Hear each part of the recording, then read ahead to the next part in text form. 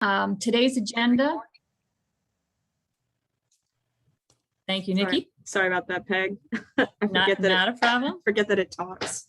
And if you prefer not to have your voice or image recorded, you can mute yourself, turn off your video, and hopefully that will suffice.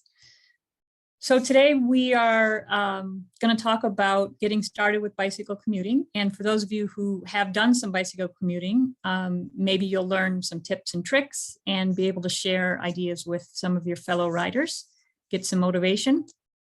We have a couple of bike commuters here with us. Katie Sims is here, and whoops, wrong button. And Claire is also here. So let me give each of you a chance to introduce yourselves. Katie, go ahead. Hi, I'm Katie. I started bike commuting in high school, mostly because the bus was really slow and I didn't want to take it. And so from there, I commuted through high school and college, and I work online right now, so I'm not bike commuting, but I'm not commuting to work, but I still commute to get around town by bike. Yeah. Claire. Hi everyone, I'm Claire. I've been living in Ithaca for 10 years, more solidly for the past 5. I had a car the first year I lived here, and then I sold it. And so I've been bike commuting year round since then for like the past 4.5 years probably. And I work, live and play downtown, so it makes it a little bit easier for me. But I love to get out of Ithaca as well. So it's my main source of transportation, and it's taken me all over the place. And I'm excited to chat with you all about it and hopefully brainstorm some ideas to help make it feel more accessible to you. Fantastic. So we're going to ask a few questions of our panelists today, and there will be time for Q&A at the end. If something comes up that you just really want to ask during the presentation, either put it in the chat or unmute yourself and feel free to jump in. Okay. So we're going to start with a poll, and I'm going to put a link in the chat for you to respond to the poll. And there it is. What gets in the way of you riding a bicycle to work or to school? So as you guys respond, I'm going to see if I can bring up the responses. And the challenge is to do it with just one word, right, Peg? Yes, good point. Yes, if you can get it down to one word, it will look a lot better when we come to it. Okay. Question 1.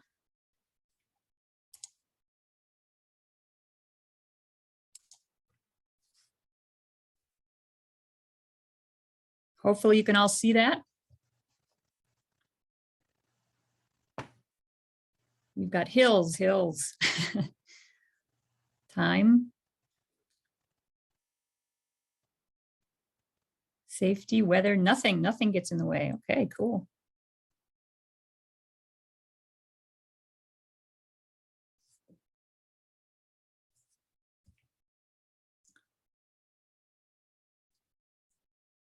Okay.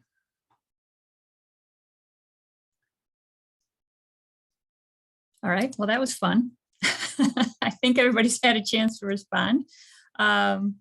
Let's go back to our presentation. And let me just start by saying that now is a great time to either start or recommit to biking to work or school. It's getting a little cooler, but not so cold yet. The weather's really pretty good for bicycling. If you start now, you're going to start to reap the benefits even sooner. So feeling more energized, getting more confident on your bike, the sooner you start, the sooner you're going to feel those benefits. So as I said, there'll be time for questions, and let's get right into hearing from our panelists. So I guess we'll go in the order of Katie and Claire, just because that's how they were introduced. So Katie, what are your reasons for commuting by bicycle? Basically, what's your motivation? Yeah, well, I started commuting by bicycle because it was the fastest and most independent option. You know, like I didn't have to take a certain bus at a certain time, and it was a lot faster than walking in high school and college. And then when I started jobs where I had to get there, where there was parking, where I could go by car, and I do have a car, I decided to keep commuting by bicycle because I really enjoy having like even just a couple of minutes of the fun of biking, of like feeling like I'm using my body before I sit at a desk or do a repetitive task or something. And just to like get outside and feel the wind and everything is really fun for me, and it's a great way to get some excitement before work, and on the way home too. And yeah, I mean, I guess I really enjoy it. Is really the biggest thing for me, is that I think it's the most fun way to get around. Okay. Claire, what about you? Well, I mentioned in my introduction that I sold my car a few years ago. So before that, I had been like alternating between using my car and biking, but it was always like, well, which one should I do? And is it going to rain and this or that? And then once I sold the car, I like bought a set of panniers, and I was just like, this is my life now. Like, I'm going to get around by biking. And it's definitely like really become part of my identity, I'd say. And like, I feel very proud that I'm a year-round commuter. I think for me also, it's like a lot faster, like living in Fall Creek and working downtown, it's a lot faster for me to ride my bike than it would be. Like I found that when I would drive my car, I'd like go to work and then have to like park 4 blocks away and then walk. And it just was very frustrating. And now I just like basically lock my bike up right outside where I work.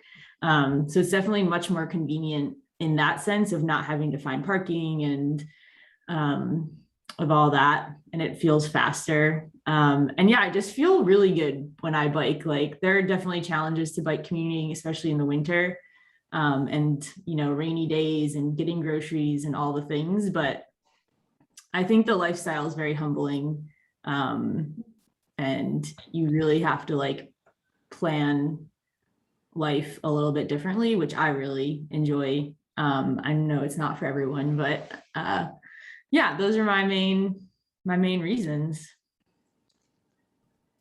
Okay.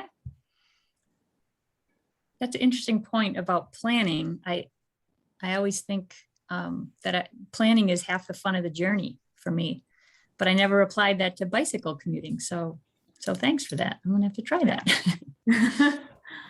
Okay. And then what do you think about when you're planning your route? And do you have any resources that you would recommend?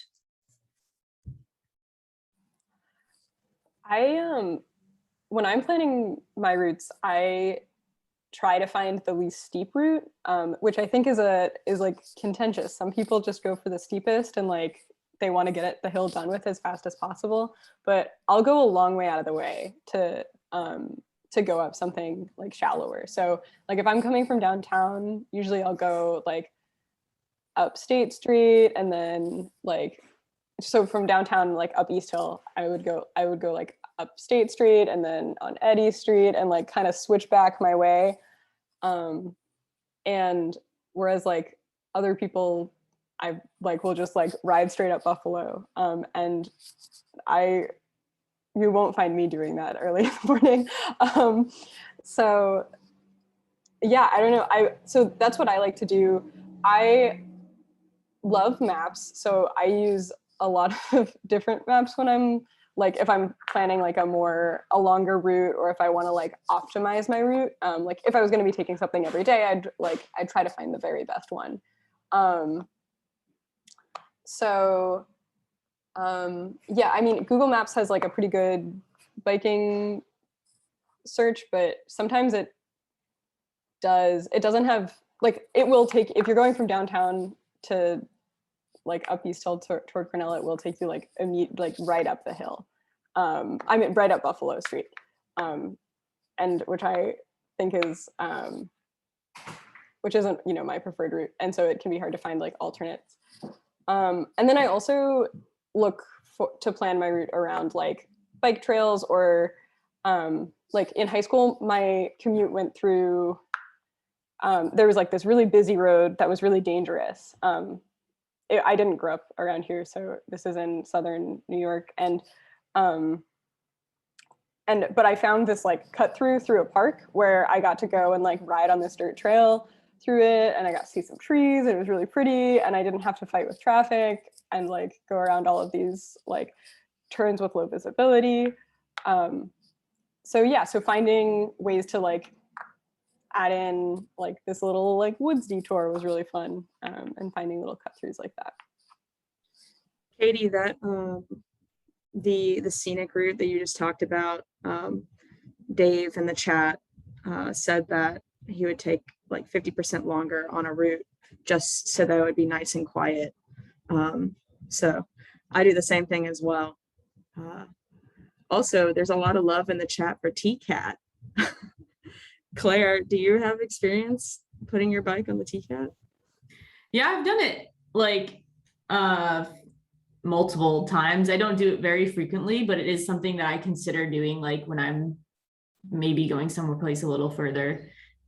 I agree with like what Katie said, like most of my commuting is on the flats, so I'm pretty fortunate in that sense, but I often like have to run up to Cornell for tasks as well, and there is the like debacle of what route to take. But I think once you like try a few, you can decide what you like best. I think that's kind of an interesting part of bike commuting, is you're like, okay, now I know that like this is a place I'm going to be going frequently. Let me try a few different ways to get there, and you can like see what roads you like best.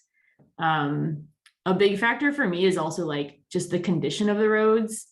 I find that like one of the scariest things in Ithaca is the potholes, because especially if it's raining and you can't tell how deep it is, you can really like, one time I like hit a pothole and just like fell off my bike with my groceries and everything. And I was fine, but I was also like pretty angry about that. And so that's something I consider when I'm planning a route, is like what the traffic might be like, or what the road condition is really a huge one for me. Because now that I've done it long enough, I'm not as afraid of traffic. It's more just like if the road conditions aren't great, then that makes it a lot scarier for me. Because if you have to like dodge a pothole and there's a car right behind you, then you don't want to get smashed by them. Well, I think I'm sorry. Oh, go ahead.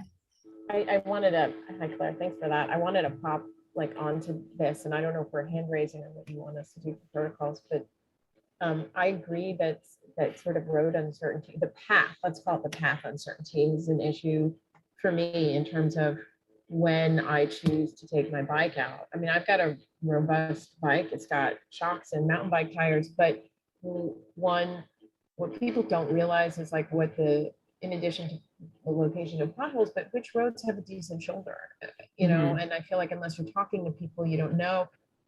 Hanshaw Road has a decent shoulder now, but like it was all broken up for much of the fall. I mean, I didn't even know when I was running, and I twisted my ankle on it one evening because like so stuff like that, I think, is vernacular if you're in a group and you understand this and you're talking with people, but sometimes it can really affect your safety and your ability to choose, you know, get home. Like if the whole route's great and then all of a sudden the shoulder disappears and you're in traffic, and if you're carrying a load, it's, you know, and I don't think Ithaca is a bike friendly town. We like to say we are, but I didn't feel that way when I was trying to bike around town. I felt like I had to be very particular and like, oh, I found the one route that worked for me. Yeah. So the shoulder width, I think, is something to bear in mind. Yeah. And there are like some bike lanes and some bike boulevards and stuff. So trying to incorporate those things in, but like turning left at the Yeah. Commons on that one road for me, that was a deal breaker for some of my trips. I'd have to go way out of my, like I had to be in the left turn lane. And it's like, that's the right thing to do. And I'm signaling right with my hands and my lights, but I think I'm most likely to get run over right there. Mhm. Yeah. Thanks for sharing that experience. I guess anyone could answer this. This is around planning as well. For me, sometimes I will go on like a leisurely bike ride just to map out and try different things to get to work, so that when the stress of getting ready in the morning happens, I know like I tried different routes out. Has anyone else tried doing that, or has experience doing that? Yeah, I've done that. I live, 22 miles from Cortland or from Ithaca, where my office is. And yeah, the first time I decided to ride my bike to work, I realized I need to back this up by a couple months and figure out the best way to get there. Because once you get to a certain part of Route 13, you can't ride Route 13 anymore. So yeah, I've done exactly that. And, you know, I'm fortunate to have the time to sort of use my recreation to help with that. You know, not everybody really has that luxury. They may need to get there today. So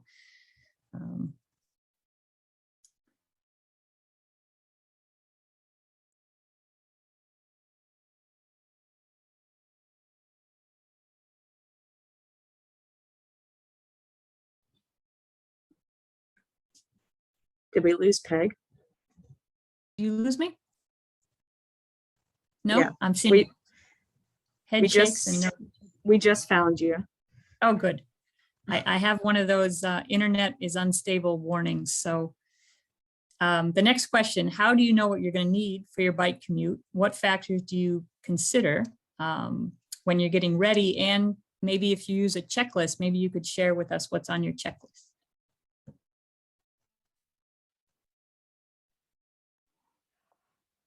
Well, I am admittedly not great at this. I'm the kind of person, I like walk out of the house 3 different times because I have to come back in and grab something. For the thing that I think of, or I think for me, one of the most important things about like getting ready for a bike commute is making sure that with like the clothes that I'm wearing, that I'm going to be like warm and or cool, or you know, that I'm going to be comfortable riding for the whole time. And so I think about a lot about how the wind and the rain are going to affect how cold I am, or if I get wet, and how the how much work I'm going to be doing, how much effort I'm going to be creating, and how those 3 things kind of interact with each other. And I think it takes some kind of practice to figure out what exactly like the right combo is for different weather situations. So yeah, I often like to bike in like I have this like old Nike sweatshirt that I got from a thrift store, and I find that that's like most of the year, that's really like exactly what like I need to like, it blocks wind pretty well, it keeps me warm, but it still breathes out all of the body heat that I'm building up. And so finding like things like that where like you can wear the sweatshirt if you need to change into your professional clothes when you get there, like you can do that. But yeah, I think thinking about like the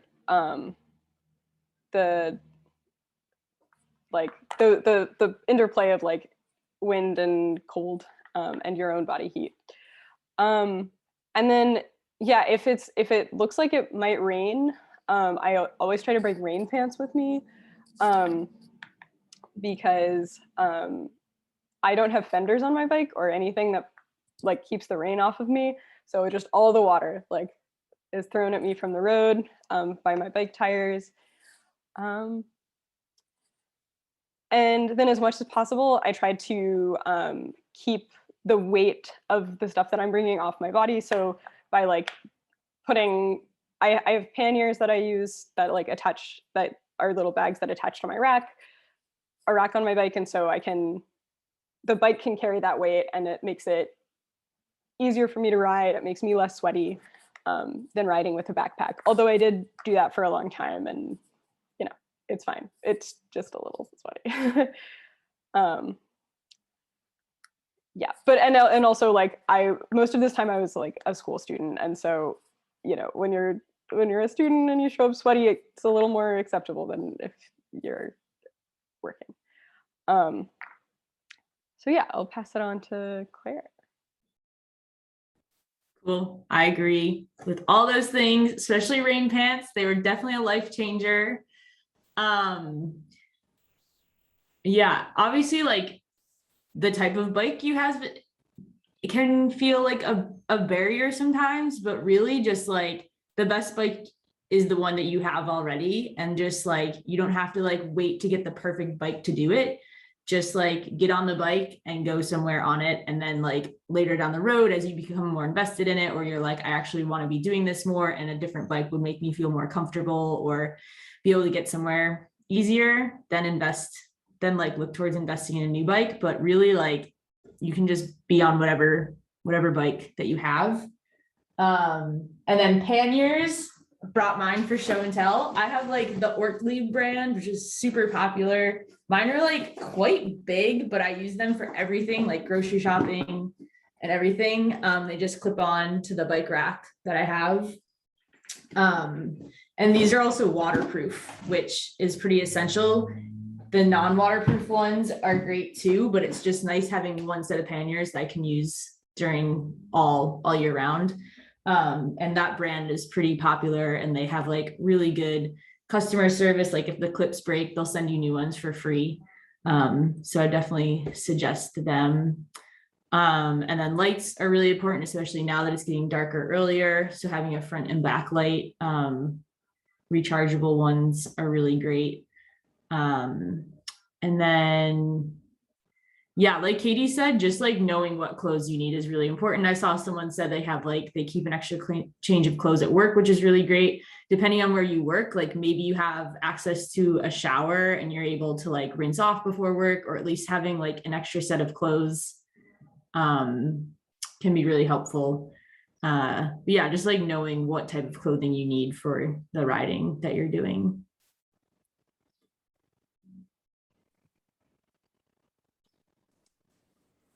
Okay. And as far as showers, I was a member of the Cornell fitness centers for a while, and that was a great resource for having a shower that was pretty close to work for me. So, you know, there's a tip, like consider joining a gym, even if you don't want to work out at the gym. Something like Planet Fitness, I think, is $10 a month, but you could use the showers. When I was a teacher in commuting and like having to wear like very professional clothes, I knew that like I was going to sweat out my shirt usually. So I kept a lot of shirts at work, but there were no showers. So I would just use like baby wipes, like all natural baby wipes. And it, for the most part, you know, middle schoolers didn't call me out for being sweaty. So I think that it worked out pretty well.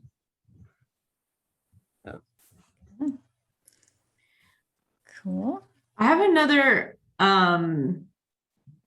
comment to make, just because I'm not sure where it'll be good to say it, but basically my like hope is that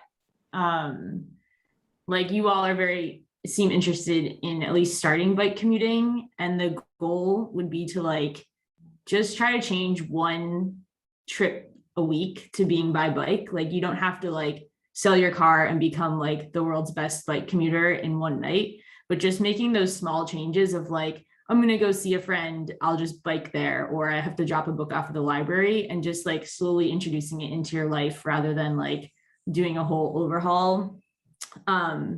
I think is the way to go. And like, we're all here to help support. So if you have like questions along the way, please reach out. But yeah, then maybe like that one trip turns into 2 trips. Then this summer you realize you're doing a lot more. But yeah, I just wanted to make sure that was known. It doesn't have to be like an all or nothing thing. It could be like Tuesdays and Fridays I bike to work, and 3 days a week I ride the bus or drive, and like treat myself to that. So Yeah. Solid advice. And that's a good segue into our quote from Walt Disney. Oh yeah. Putting this together, and I found this quote from Walt Disney. The way to get started is to quit talking and begin doing. So it doesn't mean you have to do it all at once. Yeah, and Michael in the chat, great. Get off your bike and walk when you need to, certainly. Okay. So we've put together 3 pages worth of resources for you, but this is by no means an exhaustive list. And you can get more information on the Bike Walk Tompkins website. Obviously the internet is, got all kinds of stuff. Take what you like and get rid of the rest. If you're watching something and you say, oh, this just that wouldn't work for me, don't use it. Keep looking. There's lots of resources out there. There are a few winter biking resources that we put in the presentation. And I'm trying to think what else was on our list of resources. There's a few trail websites. Is it ithacatrails.org? I think is a good website.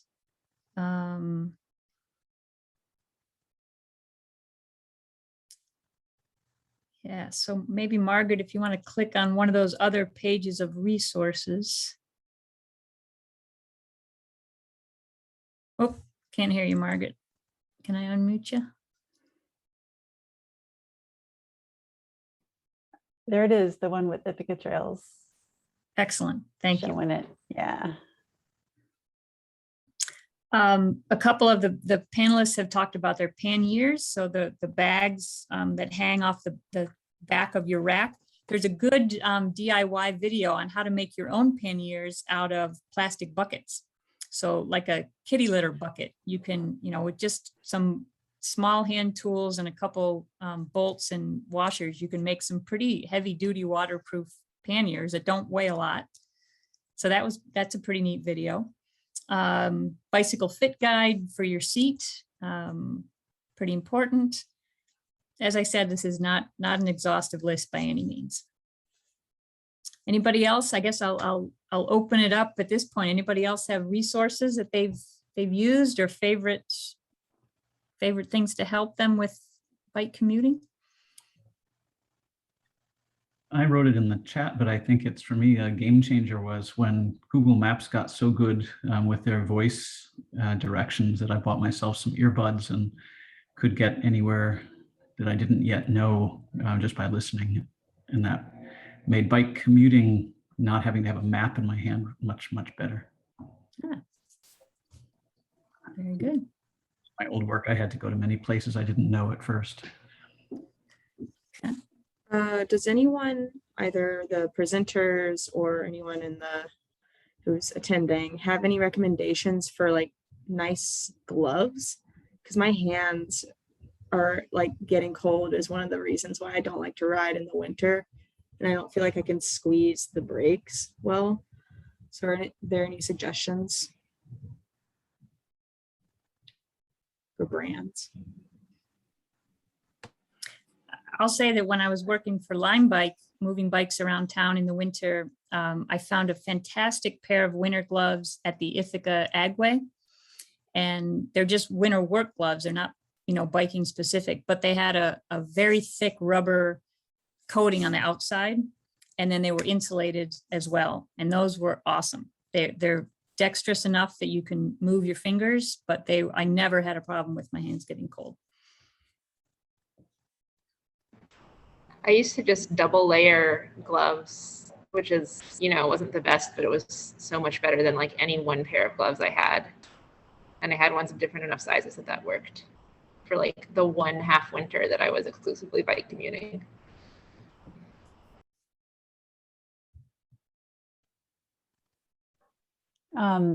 If you really want to bike in the super, super cold, you can get mitts that fit over your handlebars. And so like your hand is inside on the shifter, you might have another pair of gloves on inside, but then you have this mitt breaking the wind.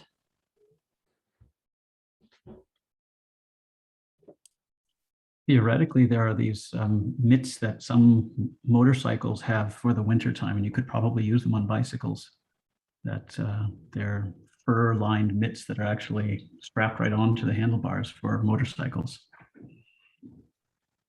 I think that's kind of what Margaret's talking about. It's like, you know, you have a sweatshirt where your hands go in, like that kangaroo pocket. It's the same idea. It's like a pocket on your handlebars. It stays there. Yeah, I know Lawrence, who wasn't able to present today, but Lawrence swears by those. He used to ride from Ithaca up to Lansing to the Lime warehouse, and he did that all winter long. He also had something else he swore by was studded tires for the Ithaca winters. I didn't even know that was a thing until he mentioned that to me. So they're a thing. I bet if Lawrence was here, he'd also be talking about e-bikes. And I saw there was a little chat about that. So I definitely think e-bikes are a great option if you're able to access one. And they can definitely help with like the barrier of getting up the hills and around town. I don't know if anyone else has like anything they want to say about it, but they're becoming more popular. So hopefully that means they're becoming a little bit more accessible as well.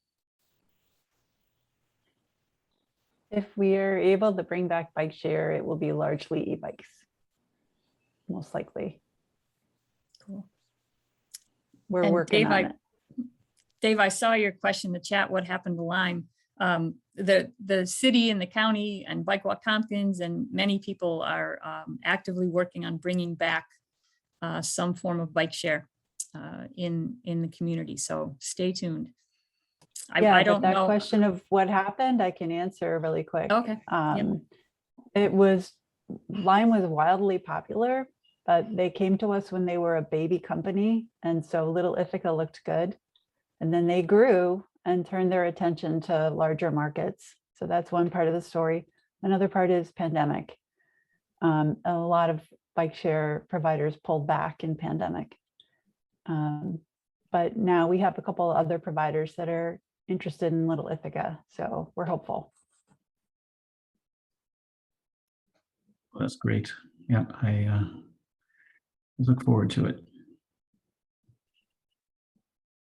I'm curious, is this these resources from the slide there, are they going to be shared in the chat? We can do that. It might, let's see. If we have you can upload, if it's a file that doesn't have anything sensitive in it, you can just upload it in the chat as a file. Oh, upload like all the PowerPoint slides? Yeah, but if it's let me try and do that. And Nikki, Yeah, Dave. Go ahead, Nikki. Yeah, Dave, I don't know if you received the email that I sent like an hour before the presentation. It has the slide deck in it. Oh, sorry. Okay. Yeah. So I also just uploaded it. Yeah. Oh, Okay. Margaret's got it. I forgot that you could do that now on Zoom. Cool. Thank you, Dave.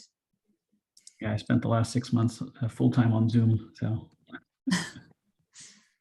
Well, that's, a good point. We do hope to have these Bike Network discussions sessions in person at some point, maybe with a hybrid option of doing Zoom.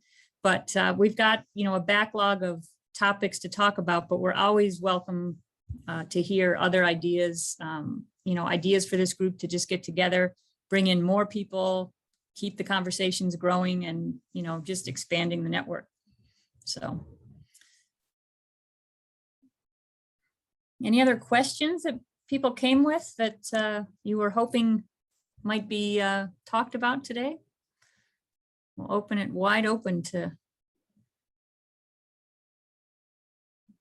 questions? I'm curious, does anyone in the group know about City of Ithaca plans for the next year or two for new bike lanes or any changes to make roads more bike friendly? That planning is underway. The city is in the process of creating a new transportation plan. And their traffic engineer is keenly interested in incorporating bike lanes and other road infrastructure that would allow for safe biking across the city. Bike Walk Tompkins has on our website a detailed proposal for what that could look like. And we've been told the city is looking very closely at that proposal. So I can say more offline, I guess, if you're looking for more detail than that, but that's the overview.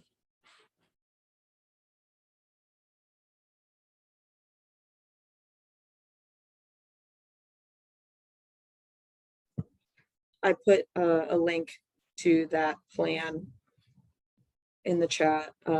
It's pretty expansive. You can, lots of stuff to click and explore on the page.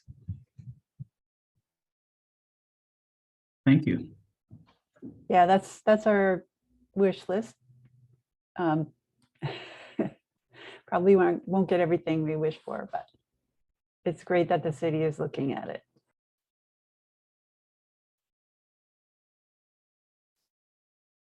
I just saw Veronica's comment in the chat about using the showers at Cornell. Nobody's going to stop you. I always wondered about that because they didn't really check if you walked in. So that's good to know. Yeah, there are lots of academic buildings. I can comment on this specifically. I work in house, and we always had, we've got eye wash fountains and showers, and as long as you had access to buildings are open, then you can use them. I don't know what pandemic policy really, if those spaces are accessible anymore. Plant science used to have some in the horticulture section. Warren used to have some in the Dyson section. And some of them were private, in part because people who had religious guidelines to follow, especially women who needed to shower privately in the space, couldn't take advantage of all the stalls in the public buildings. So there are showers today. When I lost hot water at home for a period, I used to, but they are there. Can I ask a question about Bike Walk Tompkins?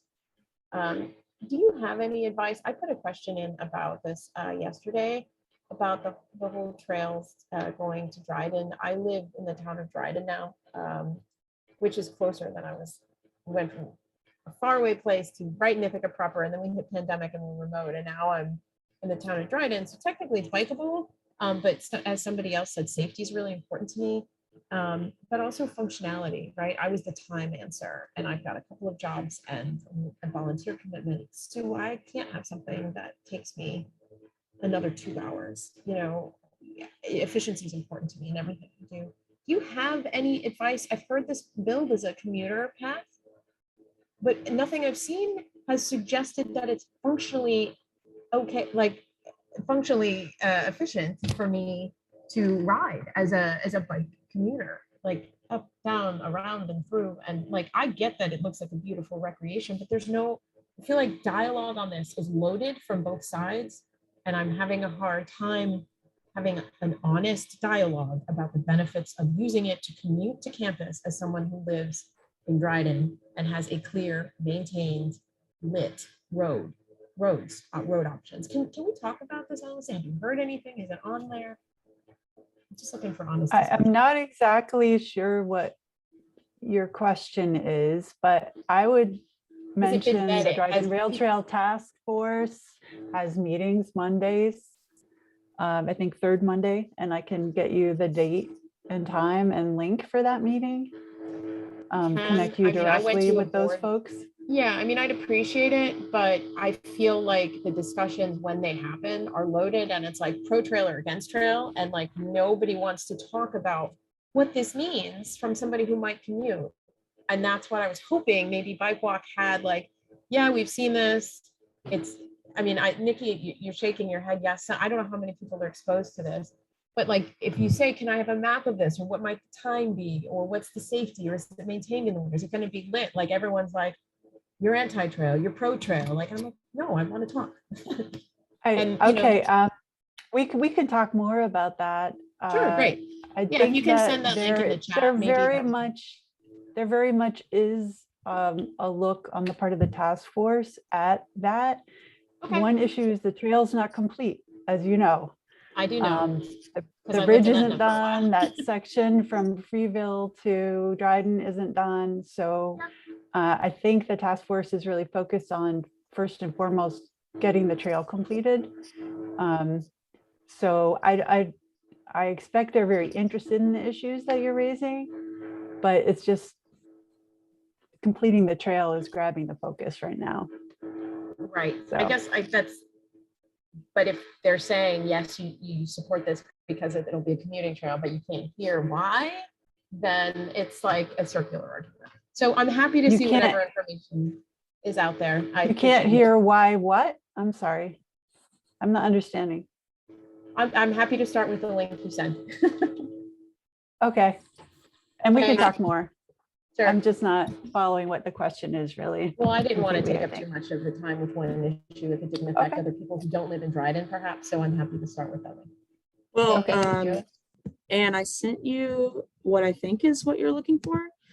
But I think it actually might be really valuable if you could express like what you would be looking for like in a commuting path, and maybe we all can talk about like how to maybe do some like planning around that, or because some of the issues that you raise about like lighting or like conditions of a street, like these all affect everyone who is commuting no matter where they're at. Yeah.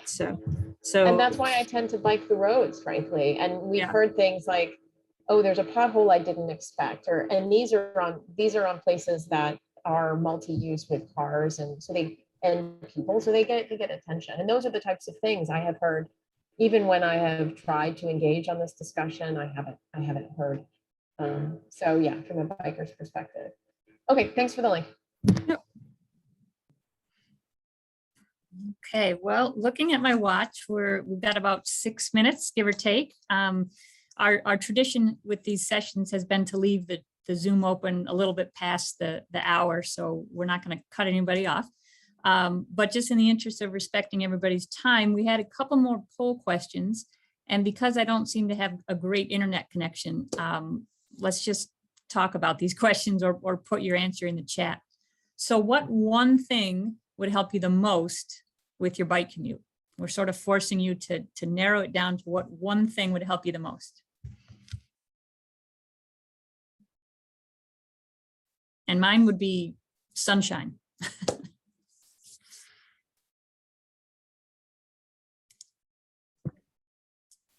are you asking for people to put this in the chat? You can either put it in the chat or just unmute yourself and say it out loud.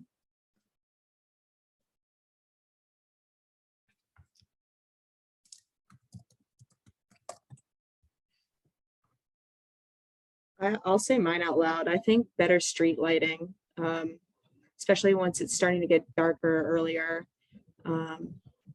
It's hard to mitigate your risks if you can't see.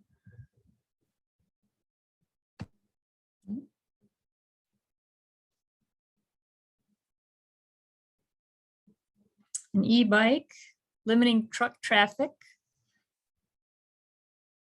Switchbacks up East Hill. Yeah, East Hill is a bear, isn't it? There are switchback routes. Where would they be? Yeah, where? Can you tell us? Like a couple of streets? Sure. So it depends how far north you're willing to go to find the switchback. I work on Aurora Street and I head down Court towards the Cascadilla waterfall. and then take the little twisty Cascadilla road just to the left of where you would enter that park to the waterfall. Then it goes up through Cornell. So that's a more direct, twisty switchback. But if you want to go further north into Fall Creek and take like Renwick, there are some switchbacks up through Cayuga Heights, and then you can veer back over to East Hill. Depends how much time you have. Well, and it also depends. I know about the Cascadilla Way switchbacks, but I just don't like riding through the cemetery at the top. I wish Cascadilla Way went all the way through, but you end up riding through the cemetery for the last third of it. I used to use Court Street as my switchback to get up the Yeah. Cornell Hill. Yeah. But there's that one turn where you come around the side and it's so blind. And it's like, okay, well, if anyone's not paying attention, this is where I bite it, you know? And so it's definitely a trade-off. And that's why I started taking the bus up. Honestly, I put my bike on, I get early, get the routes that I knew would have space, go to the stop right before the most popular stop. And then I get up the hill if I had to, if I had to do that, but I don't know what they are since pandemic. Yep. That's a great strategy. Yeah, I like that idea of going to the stop before. That's a good trick. And now it's gonna go away.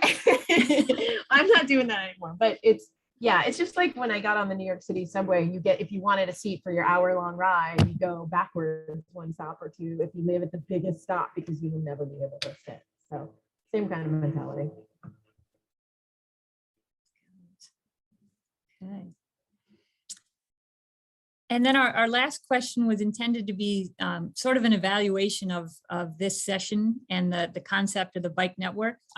What are you going to take away from this? And again, feel free to put something in the chat or just say it out loud, you know, and we'll open it up a little bit wider than commuting for the last few minutes. You know, are there things that you'd like to see this bike network talk about?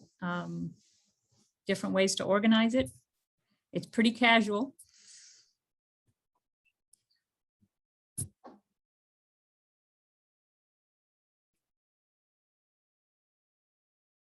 I'll say that I'm new to the network, so I don't really know what kind of events and gatherings during the year you had before the pandemic, but I'm definitely interested in getting to know what groups are active and what the issues are, and look forward to meeting you all in other meetings and getting to know bikers in Ithaca. It's a small town. That's my takeaway. And Excellent. yeah, the other takeaway is, wow, it's gotten smaller. There are a lot fewer bikers now than I remember from 10 or 20 years ago. Really? When I look in the roads, yeah, I see very, very few people now biking. Yeah. Interesting. Dave, might I ask, how did you hear about this presentation forum? Good question. I don't remember. I was looking for a bike map, I think, online, and somehow one of the link led to the groups, and then the group was the event. No. No, it was in the Ithaca Times, I believe, or Cornell Daily Sun, in one of them, in an events list. Cool. Good to know. Okay, well, as I said, we'll keep the Zoom open for a little bit longer if people have more to say, but I just want to officially thank Claire and Katie so much for coming on today and sharing their wisdom.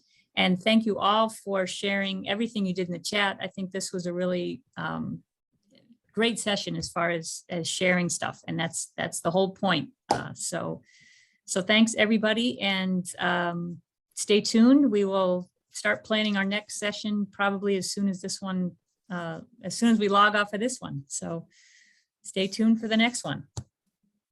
If you want to get in touch in the meantime, maybe Margaret, if you could go to the last slide, it has contact information for Way to Go, which is a program of Cornell Cooperative Extension. And that's where I work. I'm Peg Engasser. And then it's also got information for Bike Walk Tompkins, where Margaret and Nikki work.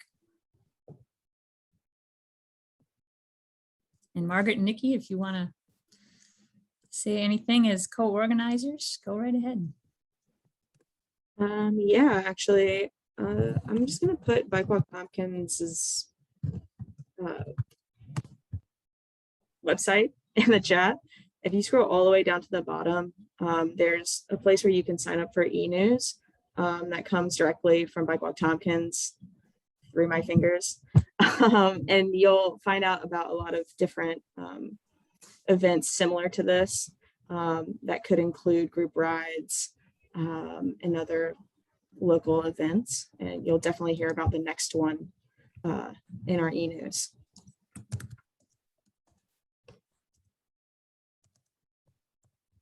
Putting something in Thanks the for chat. coming, here. everybody.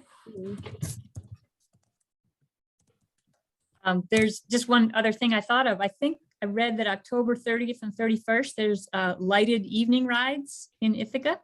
Yes. Right around Halloween. So that's something that I'm hoping to hear more about and maybe join. So that sounds like a lot of fun.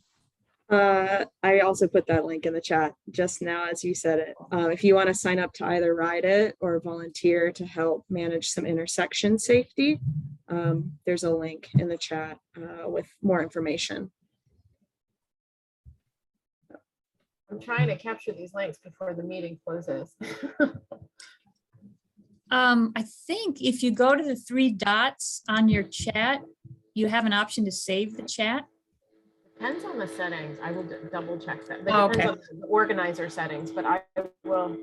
Yes, I can in this one. Thank you. Oh, Got it. good. Okay, good. All right. Well, Nikki and Margaret, I'm willing to stay on for a few minutes if you want to debrief a little bit. But if not, Yeah. you guys are controlling the meeting, so. I'm happy to stay on.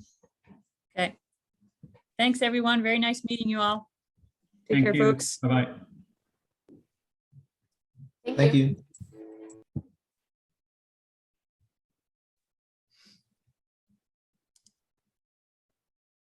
Thanks, Claire and Katie. Yeah, you guys are awesome. So motivating. Makes you want to go for a ride right now. Yeah, definitely. Yeah, anytime. I really enjoy Actually, sorry. I really enjoy these conversations.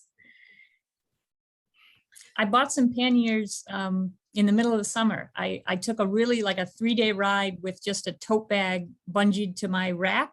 Yeah. And I did that once because I said, I want to make sure before I invest in the panniers, I want to make sure I'm into this. And it was Yeah. so fun that I Yeah. bought the panniers the day I got home. That's Yeah, awesome.